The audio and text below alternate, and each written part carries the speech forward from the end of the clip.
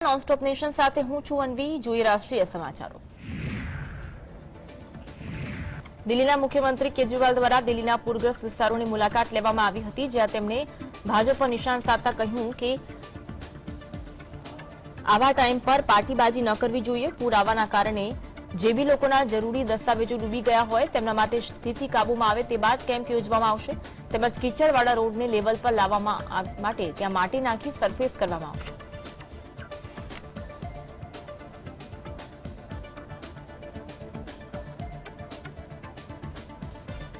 मुझे उम्मीद है बीजेपी को इस तरह की राजनीति नहीं करनी चाहिए, सबको मिलके काम करना चाहिए।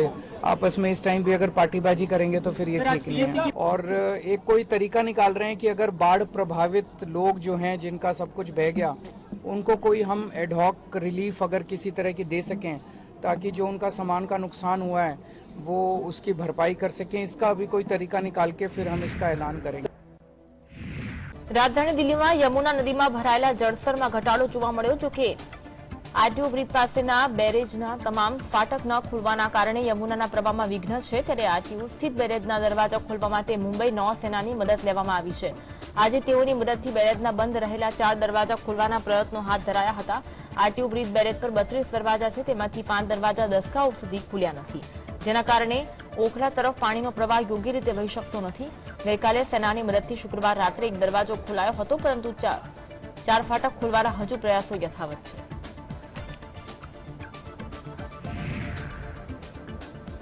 राजधानी दिल्ली में यमुना नदीનું पाणी ओसरवा लाग्યું, परंतु हजू पण કેટલાક વિસ્તારો પાણી હેઠળ છે। શહેરના અનેક રસ્તાઓ હજુ પણ બંધ છે, તેથી કનેક્ટિવિટી પર ઘણી અસર પડી। આગામી દિવસોમાં વરસાદ ન પડે તો દિલ્હીમાંથી પાણી ભરાઈ જવાની ઘટનાનો અંત આવે, પરંતુ હવામાન વિભાગે દિલ્હી એનસીઆરમાં વરસાદનું એલર્ટ જાહેર કર્યું। પૂરની સ્થિતિ સર્જાતા દિલ્હીમાં ચંદ્રવાલ વોટર ટ્રીટમેન્ટ પ્લાન્ટ બંધ કર્યો હતો, જેને ફરી શરૂ કરવામાં આવ્યો। જે અંગે દિલ્હીના મુખ્યમંત્રી કેજરીવાલે ટ્વીટ કરી માહિતી આપી, तो दिल्ली मेट्रोए ट्वीट कर्યું હતું કે यमुना बैंक मेट्रो स्टेशन ने फरी खोली देवामां આવ્યું છે। દિલ્હીમાં યમુનાનું જળસ્તર ઘટાડવાની સાથે સાથે પાણી પણ ઓસરવા લાગ્યા છે।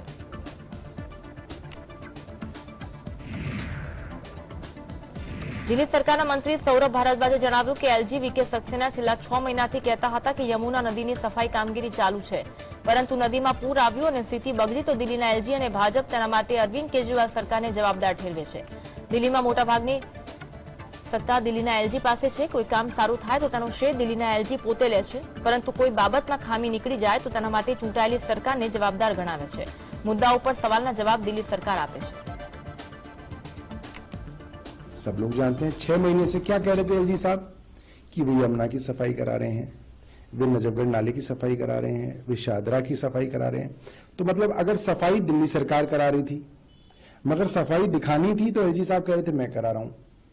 आज सफाई में कमी निकल गई तो एलजी साहब और बीजेपी कहने लगी नहीं, ये अरविंद केजरीवाल का काम है। भाई आप तय तो कर लीजिए काम किसका। और यही समस्या है दिल्ली के अंदर, सारी पावर एलजी साहब के पास। कोई अच्छा काम हो तो वो एलजी साहब उसका क्रेडिट लेंगे, और कोई चीज के अंदर कमी निकल जाए बिना पावर के भी वो जो है वो चुनी हुई सरकार उसका जवाब दे। દિલ્હીમાં યમુના નદીના જળસ્તરમાં ઘટાડો થયો છે। કેટલાક વિસ્તારોમાં પૂરના પાણી ઓસરી ગયા હોવાથી સ્થાનિક વહીવટીતંત્રે માર્ગોને ખુલ્લા મૂકવાની કામગીરી કરી હતી। આ સાથે ચંદ્રવાલ વોટર ટ્રીટમેન્ટ પ્લાન્ટ કાર્યરત કરવામાં આવ્યો છે। દિલ્હીના મુખ્યમંત્રી અરવિંદ કેજરીવાલે ટ્વીટ કરી આ વિશે જાણકારી આપી હતી। યમુના નદીનું જળસ્તર ઘટી 206 મીટર પર પહોંચી ગયું, જો કે નદી હજુ પણ ભયજનક સપાટી ઉપર વહી રહી છે અને પરિણામે રાજધાનીના અન્ય વિસ્તારોમાં પાણી ભરાયા છે। દિલ્હીમાં સ્થિતિ ધીરે ધીરે સામાન્ય થશે તેવી સંભાવના વ્યક્ત કરવામાં આવી છે।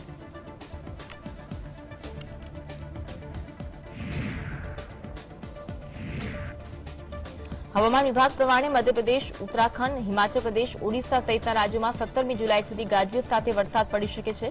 आ स्थितिने ध्यानमां राखीने हवामान विभागे आ प्रदेशों ऑरेन्ज एलर्ट जाहेर कर्युं। उत्तराखंडना देहरादून, तहरी और हरिद्वार जिल्ला माटे हवामान विभागे रेड एलर्ट जाहेर कर्युं।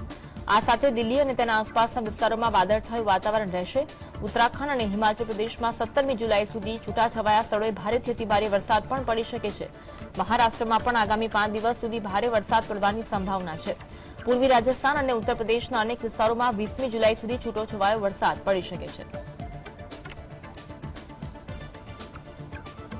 तो हमने जो है उसमें रेड अलर्ट में भी रखे हैं कुछ डिस्ट्रिक्ट जो है, और बाकी जो डिस्ट्रिक्ट है वो उसमें जो है ऑरेंज में रखे गए हैं। तो अगर रेड अलर्ट की मैं बात करूं 16 तारीख के लिए, तो उसमें देहरादून, टेहरी, पौड़ी, हरिद्वार को रखा है। और फिर जब आप अगले दिन 17 को देखते हैं तो 17 में देहरादून, टेहरी, पौड़ी, हरिद्वार के अलावा कुमाऊं के भी जो नीचे वाले डिस्ट्रिक्ट है, जिसमें कि नैनीताल, चंपावत और उधम सिंह नगर है, उनको भी रेड में रखा गया है। तो इन डिस्ट्रिक्ट में हैवी, वेरी हैवी तो मिलेंगी, साथ में एका दुक्का जगहों में जो अत्यंत भारी होती है वर्षा, उसकी भी संभावना है। બીઆરઓએ જોશીમઠ મલારી હાઈવે પર પદયાત્રીઓની અવરજવર માટે વૈકલ્પિક માર્ગ તૈયાર કરવામાં આવ્યો છે। રોડના નિર્માણને કારણે 100 જેટલા લોકોએ તેના પરથી અવરજવર કરી હતી। સાથે વાહનો માટે વૈકલ્પિક પુલ બનાવવા માટે હ્યુમ પાઇપ નાખવામાં આવી, જે બાદ અહીંથી વાહનોની અવરજવર પણ શરૂ કરવામાં આવશે। ઉલ્લેખનીય છે કે મલેરી હાઈવે પર જુમ્મા નાણાની બૂમાબૂમના કારણે હાઈવેના પુલની વચ્ચે એક પથ્થર ફસાઈ ગયો હતો। ગત રાત્રે જુમ્મા નાણાના ઉદ્ગમ સ્થાને એક ગ્લેશિયર તૂટવાના કારણે નાણાએ જોર પકડ્યું હતું અને પુલને વહી ગયો હતો। ત્યાંથી ચીન સરહદે નીતિ ગમશાલી મલારી જેલમાં બંપા સહિતના 12 ગામોના લોકો સાથે સૈન્યના જવાનોની અવરજવર અટકી ગઈ હતી।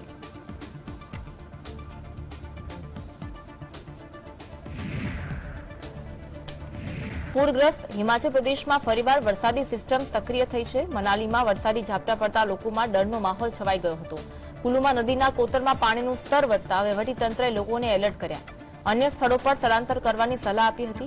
जो कि वर्तमान समय में जानमालનું કોઈ જોખમ નથી। પ્રદેશમાં ધર્મશાલા 131 મિલીમીટર, મંડીમાં 81 મિલીમીટર અને પાલમપુરમાં 50 મિલીમીટર વરસાદ પડ્યો। વરસાદની સ્થિતિને ધ્યાનમાં રાખતા હિમાચલ પ્રદેશના હવામાન વિભાગે 16મી જુલાઈ સુધી યલો એલર્ટ જાહેર કર્યું હતું। પૂરના કારણે હિમાચલ પ્રદેશમાં 3000 કરોડથી વધુનું આર્થિક નુકસાન થયું। રાજ્યમાં ચોમાસાની શરૂઆત 24મી જૂનથી થઈ હતી।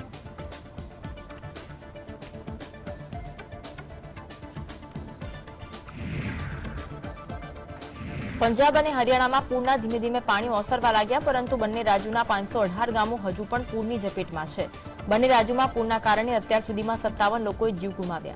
हरियाणा में 24 कलाक में 403 नवा और पंजाब में 115 गामों पानी में डूब्या। जो कि हवामान विभागे पंजाब और हरियाणा में 4 दिवस सुधी भारे वरसादनी चेतवणी आपी। तो पटियाला में मोटी नदीना किनारे 16 वर्षीय सगीरानुं पग लपसता नदी में पड्युं, ज्यां तेनुं डूबी जवाथी मौत निपज्युं। तो सिरसाना, पानीहारी, मुसाहिबवाला અને રંગામાં 4 સ્થળોએ પાળા તૂટ્યા, જ્યાં ઘગ્ગરનું જળસ્તર 48,000 ક્યુસેકથી ઉપર પહોંચ્યું। પંજાબમાં 25,000થી વધુ લોકોને પૂર પ્રભાવિત વિસ્તારોમાંથી રેસ્ક્યુ કરાયું, જ્યારે 3,000થી વધુ લોકો હજુ પણ રાહત શિબિરોમાં છે।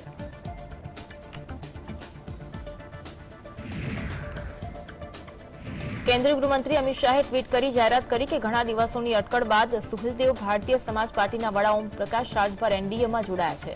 તેમણે ટ્વીટ કર્યું કે રાજભરના આવવાથી એનડીએ મજબૂત થશે। આ પહેલા 14 જુલાઈના રોજ બંને નેતાઓની મુલાકાત પણ થઈ હતી। અમિત શાહે મીટિંગનો એક ફોટો પણ શેર કર્યો છે, જેમાં રાજભર સાથે તેમનો પુત્ર અરવિંદ રાજભર પણ જોવા મળી રહ્યો છે। તેમણે કેપ્શનમાં લખ્યું, દિલ્હીમાં શ્રી ઓપી રાજભરજીને મળ્યા અને તેમને વડાપ્રધાન મોદીજીના નેતૃત્વમાં એનડીએને ગઠબંધનમાં જોડવાનો નિર્ણય કર્યો છે। હું એનડીએ પરિવારમાં તેમનું સ્વાગત કરું છું। રાજભરજીના ઉત્તર પ્રદેશમાં આગમન સાથે એનડીએને તાકાત મળશે અને મોદીજીના નેતૃત્વમાં એનડીએ દ્વારા ગરીબો અને દલિત લોકોના કલ્યાણ માટે કરવામાં આવી રહેલા પ્રયાસોને વધુ બળ મળશે। एक बड़ी ताकत पैदा होगी और जो लक्ष्य है देश के प्रधानमंत्री माननीय नरेंद्र मोदी जी का कि गरीबों का उत्थान, कमजोरों का उत्थान, पिछड़े दलित अल्पसंख्यक का उत्थान, जो उनकी सोच है उस सोच को आगे बढ़ाने में बड़ी मदद मिलेगी। भाजपा राष्ट्रीय अध्यक्ष जेपी नड्डाए जणाव्युं हतुं के पार्टी अशोक गहलोत सरकार विरुद्ध प्रदेशમાં નહીં સહિત રાજસ્થાન ઝુંબેશ ચલાવશે। 16મી જુલાઈએ ભાજપ અધ્યક્ષની હાજરીમાં ઝુંબેશની શરૂઆત કરવામાં આવી હતી। જેપી નડ્ડાએ જયપુરમાં જાહેર સંબોધન કર્યું। આ સાથે ભાજપના નેતાઓ અને કાર્યકર્તાઓ સાથે બેઠક પણ યોજી હતી। આ બેઠકમાં રાજસ્થાન વિધાનસભાની ચૂંટણી વિશે પાર્ટીના નેતા અને કાર્યકર્તાઓ સાથે ચર્ચા કરવામાં આવી હતી। રાજસ્થાન ભાજપના મીડિયા કન્વીનર અનિલ બાલુનીએ જણાવ્યું કે આ ઝુંબેશ 1 ઓગસ્ટ સુધી ચાલશે અને પ્રદેશના દરેક મત વિસ્તારમાં કાર્યક્રમ યોજવામાં આવશે।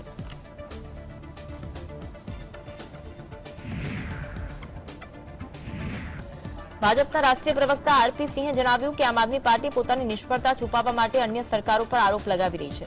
દિલ્હી સરકારે યમુનાને સાફ કરાવવાની જરૂર હતી, પરંતુ આવું કરવામાં આવ્યું નથી અને પરિણામે પૂરની સ્થિતિ સર્જાઈ।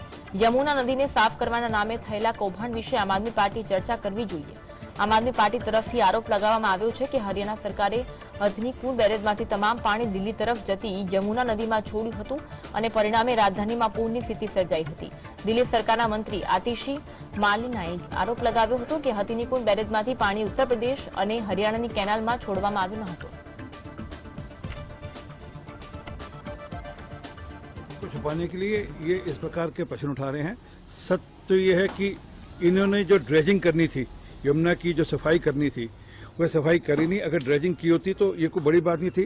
2019 के अंदर लगभग 8.28 लाख क्यूसेक टन पानी आया था, तब दिक्कत नहीं हुई दिल्ली को, क्योंकि तब ड्रेजिंग हुई थी।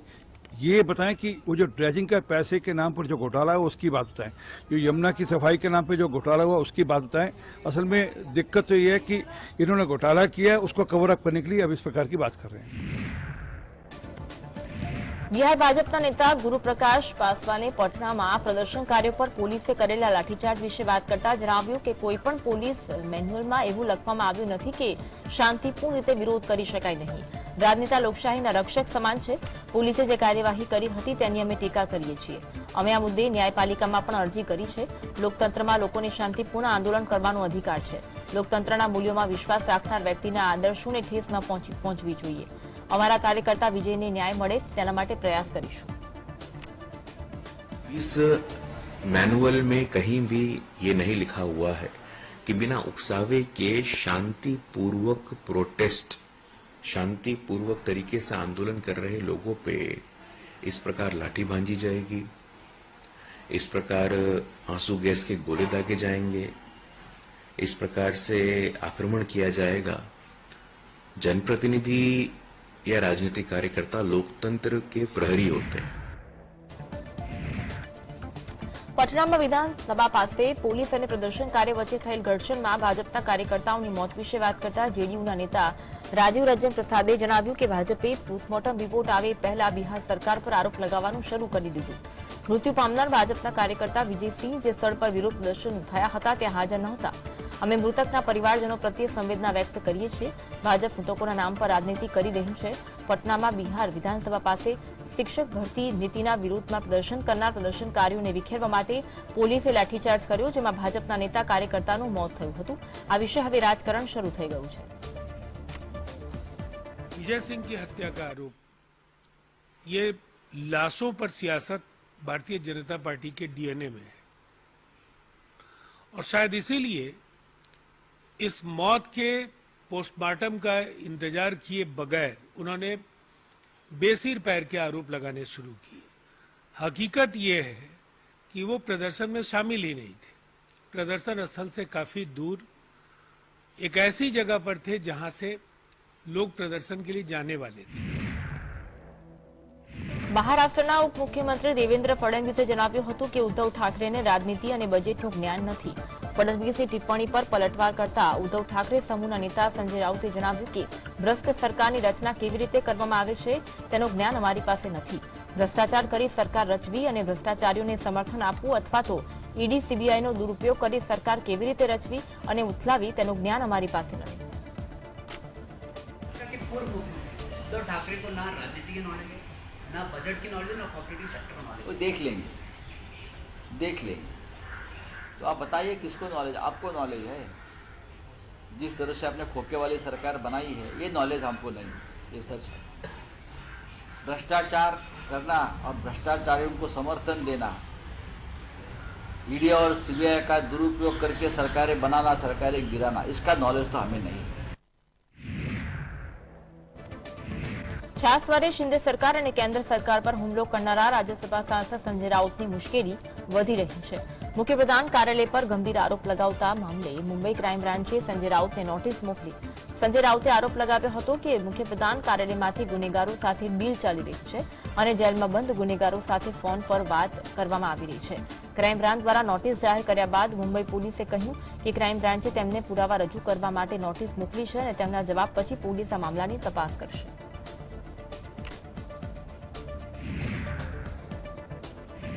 ઉદ્ધવ ઠાકરે સમૂહની શિવસેનાના નેતા સંજય રાઉતે જણાવ્યું કે યુરોપિયન સંસદમાં મણિપુર હિંસા વિશે ચર્ચા થાય છે, એમાં ખોટું શું છે? આ ઘટના વિશે સમગ્ર વિશ્વએ ચિંતા વ્યક્ત કરી છે, પરંતુ વિશ્વગુરુને ચિંતા નથી। જે દેશના એક હિસ્સામાં આ પ્રકારની હિંસા થઈ રહી છે અને દેશના નેતા વિશે ચિંતા વ્યક્ત કરે છે તો તેમાં હતાશાની વાત જ ક્યાં છે? મણિપુર હિંસાને ડામવા માટે સરકાર કંઈ કરી રહી નથી. દેશના દરેક સંવેદનશીલ નાગરિકને હિંસા વિશે ચિંતા છે. કોંગ્રેસના નેતા રાહુલ ગાંધીએ ભારત જોડો યાત્રા કરી હતી અને માટે લોકો તેમનું સમર્થન કરે છે. इसके एक हिस्से में अगर इस प्रकार की हिंसा है, लोगों को मारा जा रहा है, लोगों की हत्या हो रही है, लोग बेबस और बेघर बन गए हैं, लावारिस बन गए हैं, उस बारे में देश का नेता चिंता व्यक्त करता है तो फ्रस्ट्रेशन की बात कहाँ? फ्रस्ट्रेशन है हमें कि सरकार कुछ नहीं कर रही, सरकार आँख खोलकर हिंसा देख रही है ऐसे, तो किसी भी एक नागरिक जो देश का है संवेदनशील, उसको फ्रस्ट्रेशन आ सकता है. નેશનલ કોન્ફરન્સના નેતા ઉમર અબ્દુલ્લાએ જણાવ્યું કે જો જમ્મુ કાશ્મીરમાં સ્થિતિ સારી છે તો ચૂંટણી કેમ થઈ રહી નથી? મોટા દાવાઓ કરવામાં આવે છે પરંતુ જમીનની વાસ્તવિકતા કંઈક અલગ જ છે. જમ્મુ કાશ્મીરમાં જે ક્ષેત્રમાંથી ઉગ્રવાદનો સફાયો થયો હતો ત્યાં પણ ઉગ્રવાદે દેખા દીધી છે. આ પ્રકારની ઘટના સરકારની નિષ્ફળતા દર્શાવે છે. અમે રાશન કે વીજળી આપવાનો વિરોધ કરતા નથી. કેન્દ્ર શાસિત પ્રદેશના લોકોના જીવનનું સ્તર સુધરવું જોઈએ. ઉમર અબ્દુલ્લાએ જણાવ્યું હતું કે સરકારે કડક નિર્ણય લેવા જોઈએ પરંતુ આ સરકારે માત્ર કડક પગલાં લીધા છે અને લોકોને કોઈ રાહત આપી નથી. કલમ 370 મુદ્દે અમને સુપ્રીમ કોર્ટની ન્યાયની આશા છે. ऐसे वाकयात पेश आते हैं जिससे कि लगता है कि या तो जो वो दावे कर रहे हैं वो गलत है या तो फिर हमें सही सिचुएशन जो है दिख नहीं रही है. लेकिन ऐसे इलाकों में आज मिलिटेंसी देखने को मिल रही है जिनको पूरी तरह से मिलिटेंसी से साफ किया गया था. ऐसे हमले हो रहे हैं जिनका हम भूल ही गए थे कि इस तरह के हमले हो सकते हैं. और ये इन लोगों का एक फेलियर ही मानिए कि इस तरह के वाकयात जो हैं वो पेश आ रहे हैं. આગામી 20 જુલાઈથી શરૂ થવા જઈ રહેલા ચોમાસુ સત્રમાં સરકારને ઘેરવા માટે કોંગ્રેસે તૈયારીઓ કરી છે, જેમાં મણિપુર હિંસાનો મુદ્દો સૌથી મહત્વનો બની રહેવાનો છે. એક તરફ સરકાર ચોમાસુ સત્રમાં યુસીસી બિલને ગૃહમાં લાવવાની યોજના બનાવી રહ્યું છે, ત્યારે કોંગ્રેસે 9 મુદ્દાઓ પર ચર્ચાની માંગ કરશે અને સંસદનું ચોમાસુ સત્ર ઘણું તોફાની બની રહેશે. કોંગ્રેસ નેતા જયરામ રમેશે કહ્યું કે ગૃહમાં કેટલાક મુદ્દાઓ પર ચર્ચા કરવા માંગીએ છીએ. પહેલો મુદ્દો મણિપુરનો છે. અમે ઈચ્છીએ છીએ કે વડાપ્રધાનની હાજરીમાં મણિપુરની સ્થિતિ પર ચર્ચા થાય. ઉલ્લેખનીય છે કે મણિપુરમાં 3 મેથી કુકી અને મેતી સમુદાયો વચ્ચે હિંસા ચાલી રહી છે. આ હિંસામાં અત્યાર સુધીમાં 150થી વધુ લોકોના મોત થયા છે, ઘણા ઘાયલ થયા છે અને સેંકડો સ્થળાંતર કરવા મજબૂર બન્યા છે. અને આ મુદ્દે રાહુલ ગાંધી ટ્વીટ કરીને પીએમ મોદીના મૌન પર સવાલ કરી ચૂક્યા છે. તો સાથે કોંગ્રેસ નેતાઓએ ઉત્તર પૂર્વના પાર્ટી નેતાઓ સાથે બેઠક પણ કરી હતી. In both the Lok Sabha and the Rajya Sabha, and we would like the Prime Minister to take Parliament and the country into confidence on the current situation and the challenges that the country faces in Manipur. મહારાષ્ટ્રના પુણે જિલ્લામાં એક ખેડૂતે ટામેટા વેચી લગભગ 1.5 કરોડ રૂપિયા કમાયા. છેલ્લા ઘણા સમયથી ટામેટાના ભાવમાં વધારો થયો છે. તુકારામ ભાગોજી ગાયકર નામના ખેડૂતે લગભગ 12 એકર જમીનમાં ટામેટાની વાવણી કરી. ખેડૂતોએ ટામેટાનું એક બોક્સ વેચી લગભગ 2100 રૂપિયાની કમાણી કરી. ખેડૂતે શુક્રવારે ટામેટાના 900 બોક્સ વેચ્યા અને તેને એક દિવસમાં લગભગ 18 લાખ રૂપિયાની આવક થઈ. તુકારામે તેના પરિવારજનોની મદદથી મહિનામાં ટામેટાના 13,000થી વધુ બોક્સ વેચ્યા હતા. ખેડૂત 18 એકરની ખેતીલાયક જમીન ધરાવે છે. દેશના અલગ અલગ ક્ષેત્રોમાં ટામેટા 250 રૂપિયા પ્રતિ કિલોના ભાવ સુધી વેચાય છે.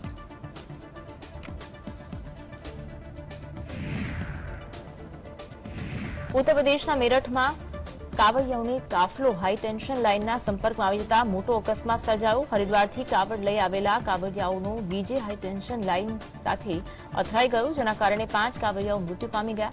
કરંટથી દાઝેલા કાવડિયાઓની કુલ સંખ્યા લગભગ 1 ડઝન જેટલી છે. મેરઠના ડીએમ દીપક મીનાએ મૃત્યુની પુષ્ટિ કરી. આ ઘટના બાદ ગુસ્સે ભરાયેલા કાવડિયાઓએ ફોર્ટ રોડ બ્લોક કરી દીધો હતો અને વિરોધ પ્રદર્શન કર્યું હતું. તેમણે વીજળી અધિકારી પર બેદરકારીનો આરોપ લગાવ્યો.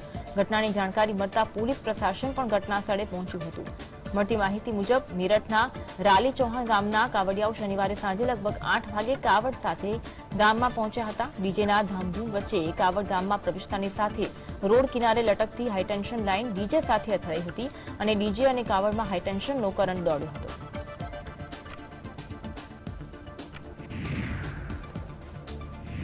ઇસરોના વૈજ્ઞાનિકોએ શનિવારે ચંદ્રયાન 3ની પ્રથમ ભ્રમણકક્ષા વધારવાની પ્રક્રિયા સફળતાપૂર્વક પૂર્ણ કરી. એટલે કે ચંદ્રયાન હવે પૃથ્વીની આગામી અને મોટી ભ્રમણ કક્ષામાં પહોંચી ગયું છે. આ પ્રક્રિયા બેંગલુરુ ખાતે ઇસરોના telemetry tracking and command network દ્વારા નિયંત્રિત કરવામાં આવી હતી. 31મી જુલાઈ સુધી ભ્રમણ કક્ષા વધારવાની પ્રક્રિયા વધુ 4 વખત કરવામાં આવશે. ઇસરોએ સોશિયલ મીડિયા પોસ્ટમાં કહ્યું કે ચંદ્રયાન-3 સંપૂર્ણપણે યોગ્ય સ્થિતિમાં છે અને આ યાન એવા ઓર્બિટમાં છે જે પૃથ્વીથી તેના સૌથી નજીકના બિંદુએ 173 કિલોમીટર અને તેના સૌથી દૂરના બિંદુએ 41,762 કિલોમીટરના અંતરે છે. ઉલ્લેખનીય છે કે શનિવારે ઇસરો દ્વારા બપોરે 2:35 ચંદ્રયાનનું સફળ લોન્ચિંગ કરાયું હતું.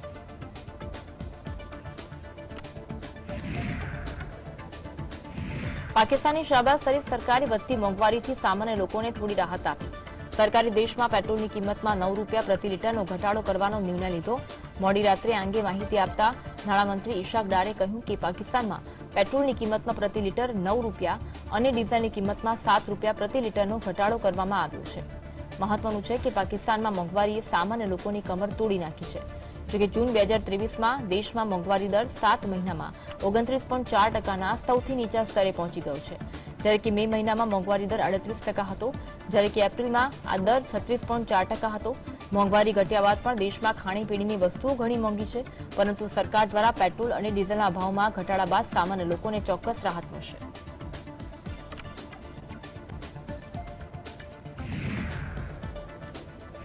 ઈરાન ક્રિકેટ ટીમના કોચ અસ્કર અલી રઈસીએ ઈરાનના ચાહબાર પ્રાંતમાં ક્રિકેટ સ્ટેડિયમ બાંધવા માટે બીસીસીઆઈ પાસે મદદની અપીલ કરી. ઇન્ડિયન પ્રીમિયર લીગના ઈરાનના ખેલાડીઓને રમવાની તક આપવા વિશે પણ તેમણે વાત કરી હતી. અમે ઈચ્છીએ છીએ કે બીસીસીઆઈ ઈરાનમાં અમારા ખેલાડી અને એમ્પાયર્સને ટ્રેનિંગ આપે. જો બીસીસીઆઈ આવું કરશે તો ઈરાનમાં ક્રિકેટનું સ્તર સુધરશે.